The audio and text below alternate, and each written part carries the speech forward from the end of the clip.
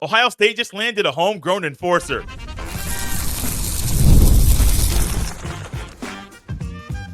You are Locked On Buckeyes, your daily podcast on the Ohio State Buckeyes. Part of the Locked On Podcast Network, your team every day.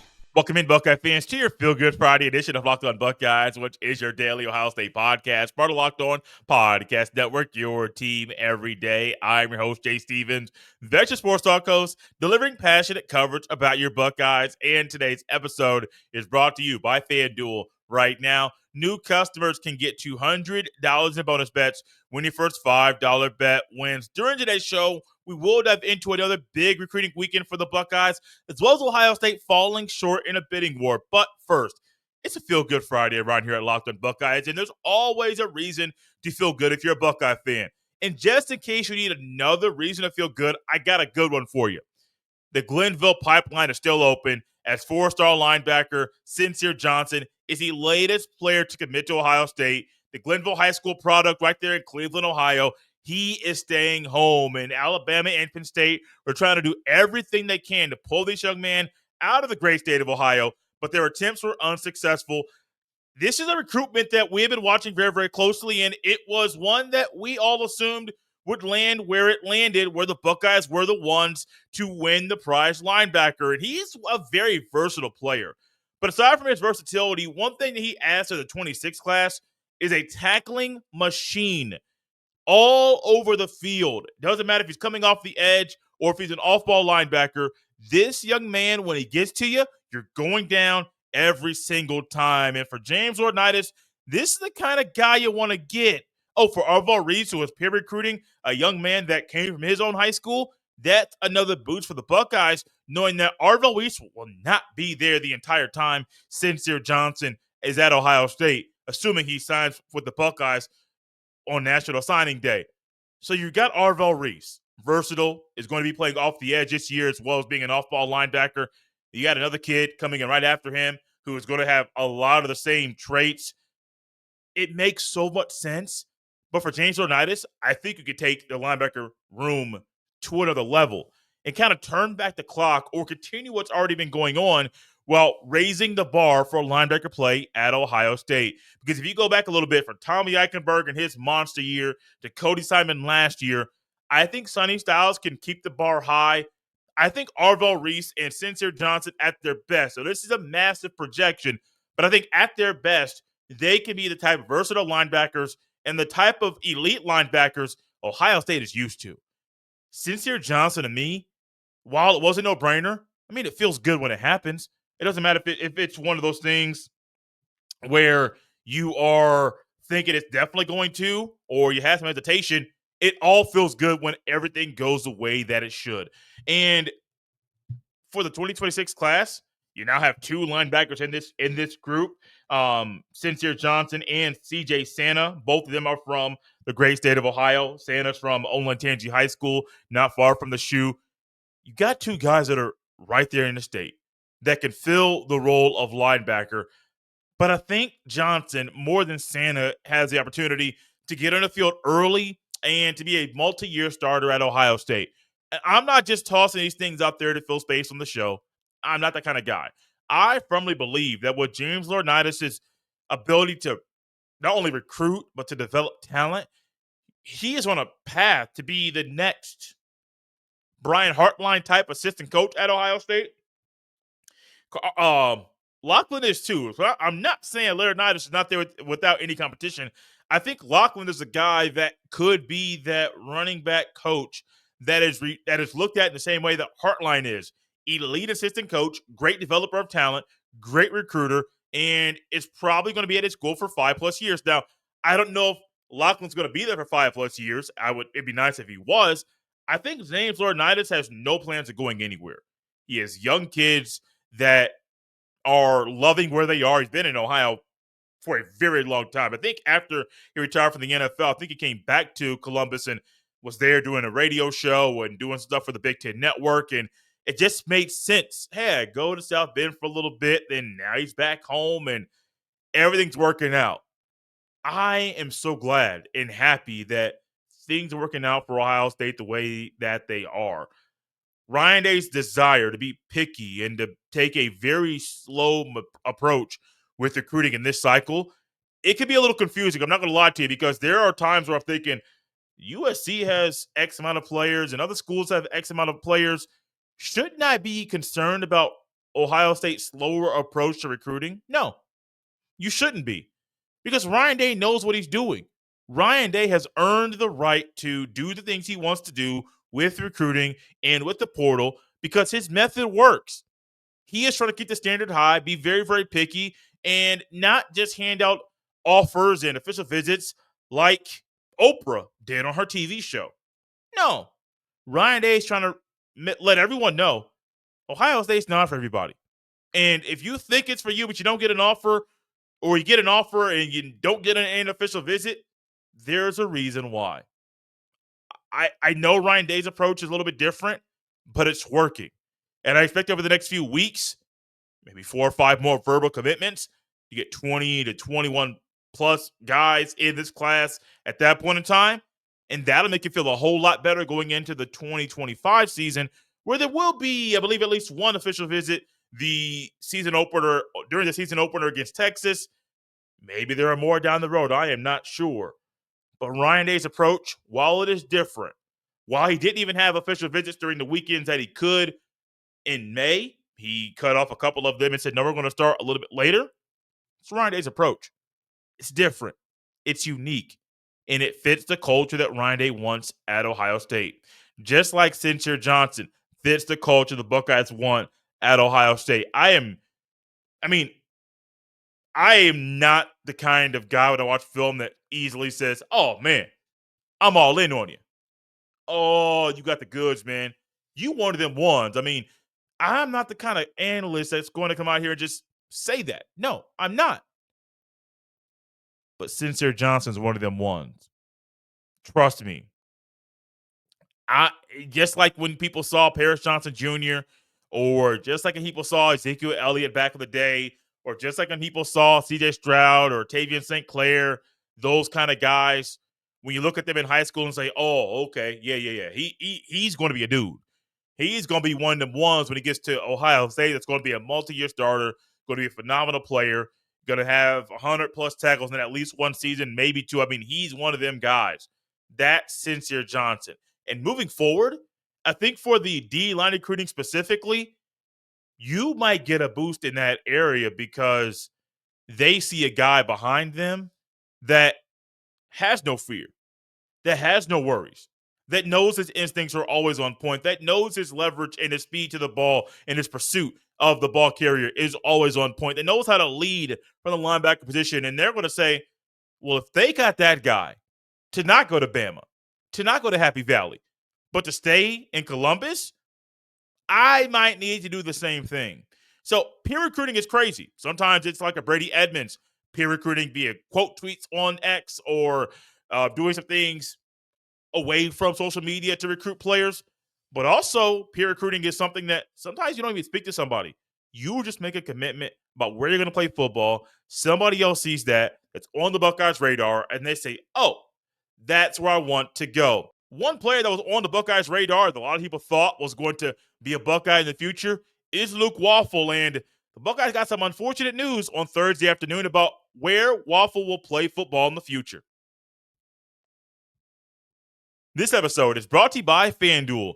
The NBA playoffs are in full swing, and every night delivers highlight-worthy performances, major momentum shifts, and can't-miss moments. Whether it's a game-winning shot or a breakout player, there's never been a better time to get in on the action. FanDuel makes it easy to stay in the game. Before tip-off, and even with live player props, performance trends, and same-game parlays, fans have more ways than ever to play smart and win big.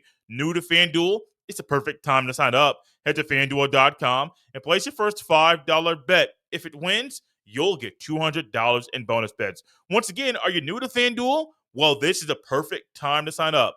Head to FanDuel.com and place your first $5 bet. If it wins, you'll get $200 in bonus bets. Make every moment more with FanDuel, official sports betting partner of the NBA. Thank y'all for tapping and Locked on Buckeyes and making this show your first listen of the day. One thing everybody around here thought was going to happen on Thursday was that both Cincere Johnson and Luke Wafle were going to commit to Ohio State. Cincere Johnson's announcement came around 12:30 Eastern on Thursday. Like everyone expected, the Glenville product committed to Ohio State. Then there was an hour and a half wait until Luke Wafle's announcement came. And side note, I've heard his name pronounced Waffle and Wafle. I'm going to stick it with Waffle. That's what we've been saying here on the show every time his name comes up. About an hour and a half after Cincere Johnson's announcement came, Buckeye fans got the unfortunate news that Luke Wafle was going to be a Trojan. Now, this was not only about the Buckeyes and the Trojans and they're recruiting him when not talking about the money that's involved. But once the money got involved, Ohio State upped their NIL package. But then USC came around with an offer that Waffle couldn't say no to him. Per Steve Wiltfong of 1-3, the Trojans offered Waffle a lucrative deal that would pay him between $2.2 to $2.6 million over a 2-year span. I mean, I'm not going to lie to you. It is hard to say no to $1 million as a freshman in college. It's hard to say no to it. I get the development part, and I understand being a Jersey kid wanting to go to Columbus or being a Jersey kid wanting to go to the other side of the country to play in Cali. So, okay, I get that. I get the location. I get the geographic region. You're in the same conference, no matter if it's Ohio State or USC. I get that. Here's what I think is missed by a lot of guys. That, yeah, I want to go for the money, and I get it. What school would develop you the best? I mean, because ultimately, isn't that your goal? To not only to play in college, but to be developed in college, to be a high draft pick of the National Football League? Isn't that your goal if you're one of these dudes that are being pursued by these big boy brands that are up in the money they're trying to promise you to get you to commit to the school? Isn't that what you want? Yeah, it should be. But for some reason, the development for this young man, to me, this just by the place he's picking, I have never thought the USC under Lincoln Riley was better at developing talent than Ryan Day. Not at all. Actually, Ryan Day, during the time period that Lincoln Riley's been over there in Southern California, Ryan Day's not only done better winning, he's developed more talent. Look at the offensive line. Look at the defensive line last year. Look at those two positions. Now, granted, the D-line had a lot more talent than the O-line did. However, there was still depth that was built. I don't think that Ohio State a year ago with that defense would have been as good with the second unit on the D-line if Houston didn't burst onto the scene like he did a year ago. Not at all. Cade McDonald and Houston were a great duo in the middle to where when Ty Hamilton and Tyler Williams needed to get a breather, you could trust the guys behind them to get the job done. Keanu Jackson Jr. and Caden Curry, same thing on the edges when Sawyer and Tuimoloau came out. You could trust the backups to get the job done.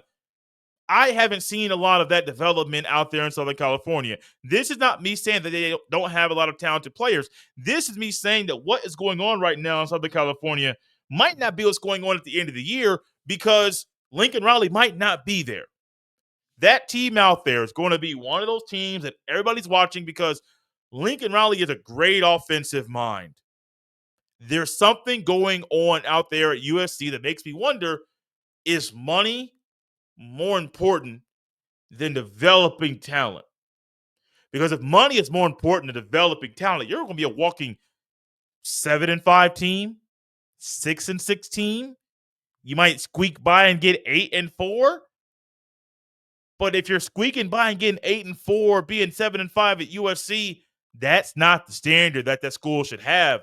It's one of the blue bloods in the sport that's not in a position to be throwing out money instead of trying to promise development of players. Promise the things that will help the athletes be better after they leave the school. And education is one of them, but also the promise is to develop them as well. It's another guy that I think, if he went to Ohio State, would end up being a really good player. Well, not went to Ohio State. If he stayed at Ohio State instead of follow the money. Quinn Ewers. If Quinn Ewers stayed at Ohio State instead of following the NIL money, which what he did when he came out of high school, he left high school, skipped his senior year of high school, came to Ohio State because NIL was legal. got the money, had some big boy deals, went back to his home state, and what happened? He didn't get developed like he would have been if he was in Columbus, and ultimately, he wasn't the player that people thought he was going to be. He followed the money. So for Luke Wafle, he may be a great player down the road. I'm not here trying to project and to say what he will or won't be as a player. I'm just simply saying, while Ohio State lost out on a really good player, a really good guy, it's a bidding war. And while Ohio State doesn't normally do that, they normally try to stay away from getting and trying to promise and doing the financial things to land players. There's a reason why USC upped their deal and went up to $2.2 to $2.6 million over a 2-year span, promised to the young man from Jersey. A really good player, don't get me wrong. USC also right now by landing him, even had it before they landed Waffle. They have the number 1 recruiting class in the country. Number 2 was Texas A&M. Number 3 is Ohio State. Number 4 is Georgia. Number 5 is Notre Dame. Now, if you want to go with average score between the top 3 schools, I mean, you can even go top 5. Ohio State's beating all 5 of them with an average score of 93.18. USC's is 91.89. A&M's is 92.10. That is Texas A&M. Georgia's is 91.83. And the Notre Dame's is 92.27. So I get the fact that USC's number 1. They also have 30 players committed with 1 5-star in that group. 19 of those commitments are from 4 stars. Ohio State has 2 5-stars committed. They also have 12 4-stars committed with 16 total commitments. So Ohio State, out of the top 5 teams in the recruiting rankings right now, they have the least amount of players committed, but have the highest average among those players among the top 5. So I get you want to have the numbers, and I think Ohio State will have 25 plus players committed. They're getting quality guys. While Waffle is a quality guy, it makes me wonder what's going on with USC if the quality guys are getting, they still have a lower average per player average score than the Ohio State Buckeyes. I don't know. It's Lincoln Riley's ship. He's running it how he wants to. I am just going to question if this was the right thing for him to go because development for him would have been a whole lot better at Ohio State.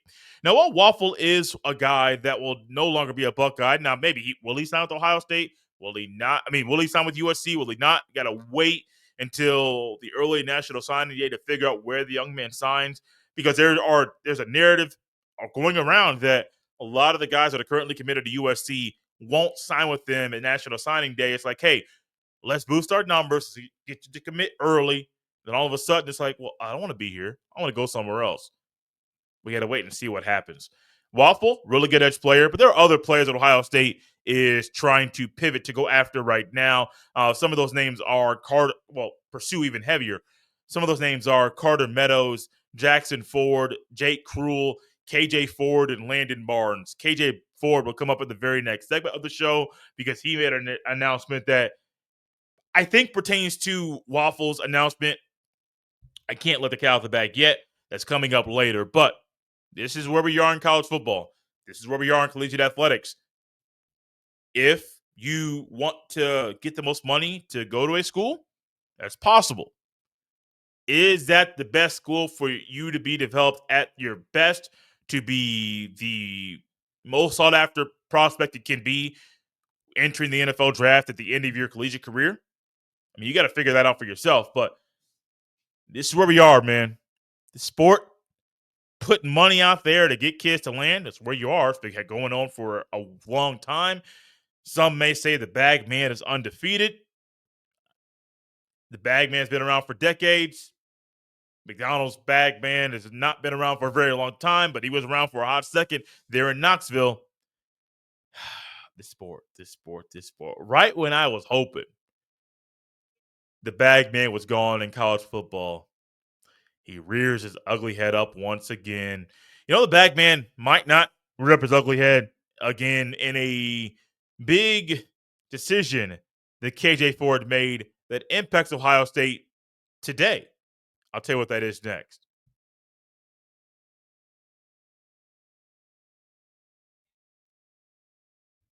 Thank you all for tapping in Locked On Buckeyes and making this feel good Friday.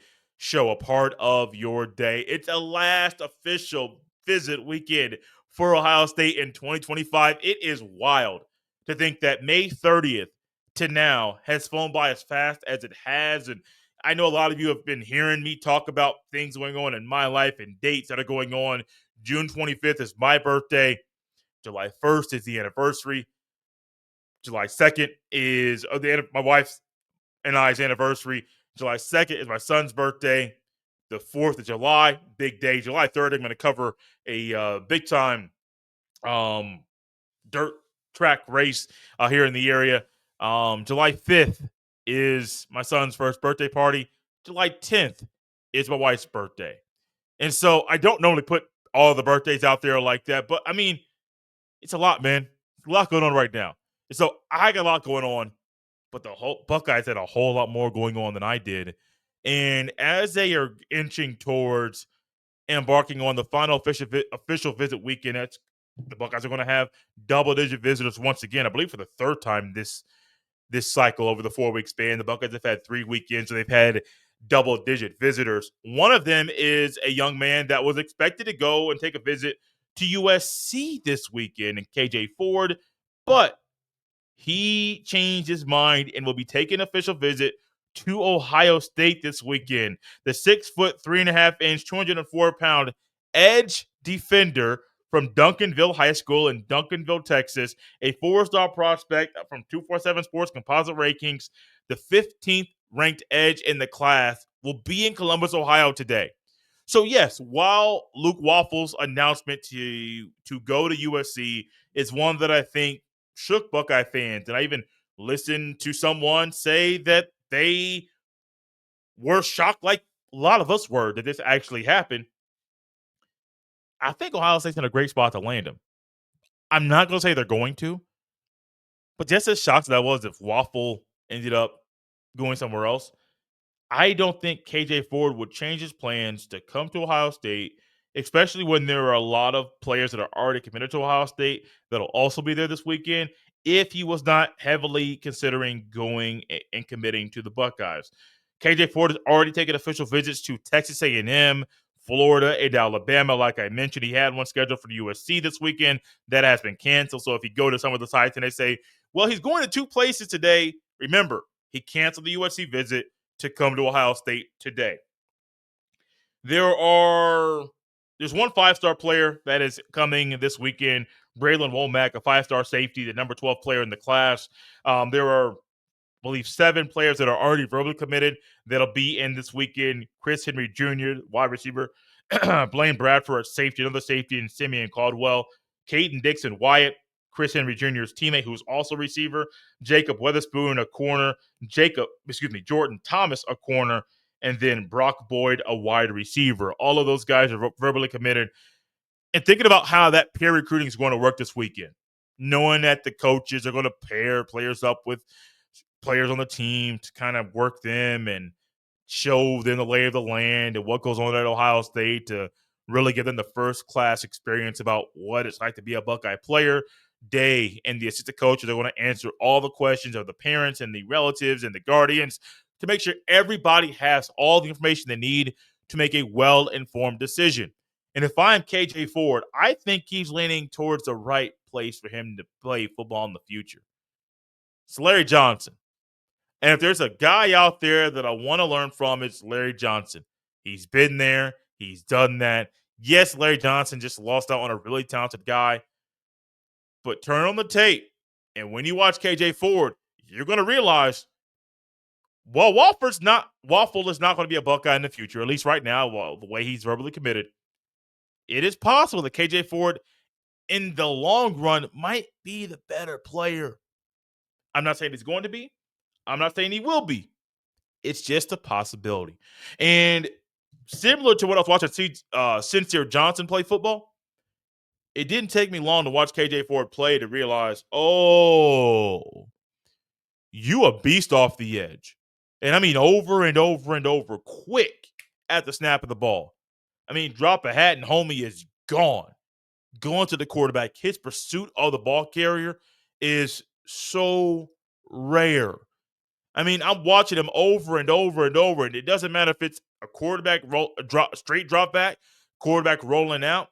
Doesn't matter if it's a run up the middle or to his side. It does not matter. His pursuit to the ball is on another level.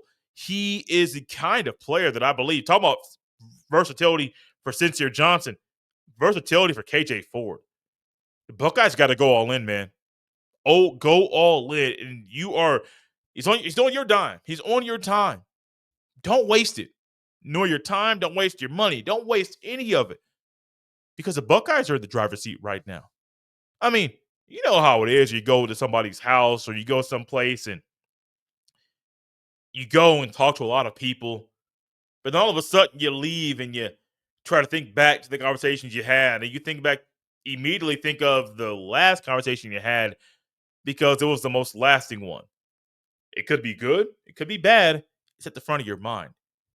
You know what the old saying, what have you done for me lately with players and with coaches and sports? Yeah, somebody could be like, yeah, man, you got 5 rings and you've been to, say, NBA, the conference finals, X amount of times. Great.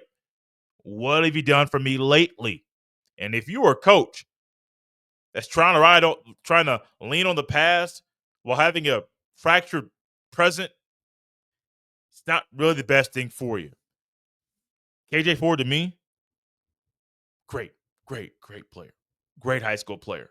Has an opportunity to be a great college football player. Can't say Buckeye yet. Great college football player in the future.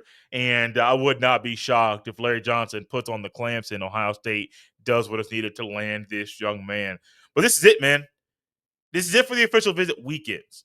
This is not it for Ohio State landing elite players. Over the next few weeks, leading into Big Ten Media Days, and then shortly after that, I expect Ohio State to get have at least 5 guys committed during that time span. If you want to say till July 31st, let's just go from June 20th until July 31st. During that span, the Buckeyes will have at least 5 players committed. That's just my gut feeling, because Ohio State does not want to go into the season with less than 21 or 22 guys verbally committed. You don't want to. No, because that adds more pressure to you while you are in the season, while you're in fall camp, while you're preparing for teams like Texas and Wisconsin and Penn State and teams like that. You don't want to have to deal with, man, we had a promise about this class. All of a sudden, things are working out in our favor. One thing I would like to mention, though, is that Ohio State still does not have a quarterback committed in this class. And while that may scare some, it should. The Buckeyes are a team that desperately needs a quarterback. Desperately. Because, like I mentioned numerous times, at the end of the season, whoever doesn't start between Lincoln Kienholtz and Julian Sayin, the other one is going to go to the portal. I would be shocked if the QB2 for this upcoming year stays at Ohio State in 2026. I would be shocked. So, for Ohio State, for Ryan Day, for Billy Fessler, for Brian Hartline, for all the coaches, find a quarterback. There is one that's going to be in town this weekend from Mission Viejo, California, Luke Wafle, 3-star quarterback, sitting at 6 foot even, 185 pounds. You got one in. Is it the one you want? Maybe. Is it a guy that's a 3-star currently, but turns into being a Chris Olave type player in the future? That's possible too. Before Ohio State, you got to find a quarterback. Maybe you want to find 2 right now in this cycle. I don't know. But you got to find a quarterback. Don't waste your time. Don't waste your energy. Don't waste your money. Do what you got to do to land a quarterback. Not just land one. Land one that you believe can be a dude for the Buckeyes in the future. Thank y'all for tapping in Locked On Buckeyes and making this show your first listen today. For your second listen, check out the Portal Show, because my guy, Brian Smith, he's got the latest rumors, portal entries, and signings. Be the most informed fan on the rapid changes to the college football landscape. Find the Portal and Locked On Buckeyes on the YouTube or wherever you listen to podcasts. You can follow me on any social media platform at jstevens07. Send every email to jstevens317@gmail.com. This has been Locked On Buckeyes right here on a Friday. We'll see you next time.